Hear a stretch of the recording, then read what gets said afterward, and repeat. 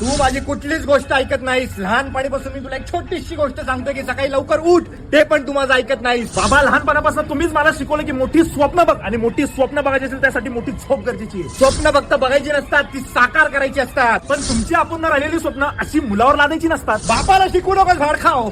बाबा, आयुष्यभर मी सगळं तुमचंच ऐकलंय. तुम्ही मला म्हणले इंजिनिअरिंग कर, मी इंजिनिअरिंगच केली. पण तुम्ही कधी मला विचारलं की तुला काय हवंय? अरे तुला काय हवंय मला माहितीये. 500 रुपये पेट्रोलसाठी आणि 1000 रुपये हॉटेलात जाऊन त्या पोरीवर उडवण्यासाठी. अरे दुपारी 12 वाजता उठणाऱ्या पोराला मी हे विचारू की तुला काय हवंय म्हणून?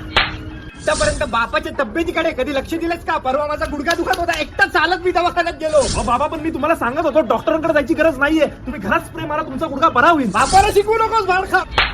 तुझ्या आईशी गप्पा मारतोस, सगळं शेअर करतोस. तुला काय हवं, तुला काय नको हे तुझ्या आईकडनं मला कळतं, पण तू कधी मला सांगत नाहीस. मी कुठली गोष्ट तुम्हाला सांगायला होतो, तुम्ही एकच डायलॉग मारता की बापाला शिकू नकोस. बापाचा डायलॉग बापालाच मारतोस भाड खाओ. बा, आतापर्यंत तुम्ही माझं कधीच कौतुक केलं नाही, कधी मला शब्बासकी दिलेली नाहीये. तू कधी आतापर्यंत माझं कौतुक केलंस?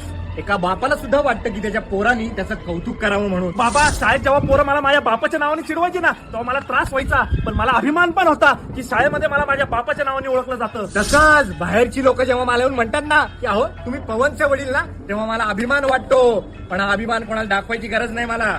चल बसू. हा, चला बसूया. वातावरण पण मस्त झालं. अरे भाडखाव जेवायला बसू.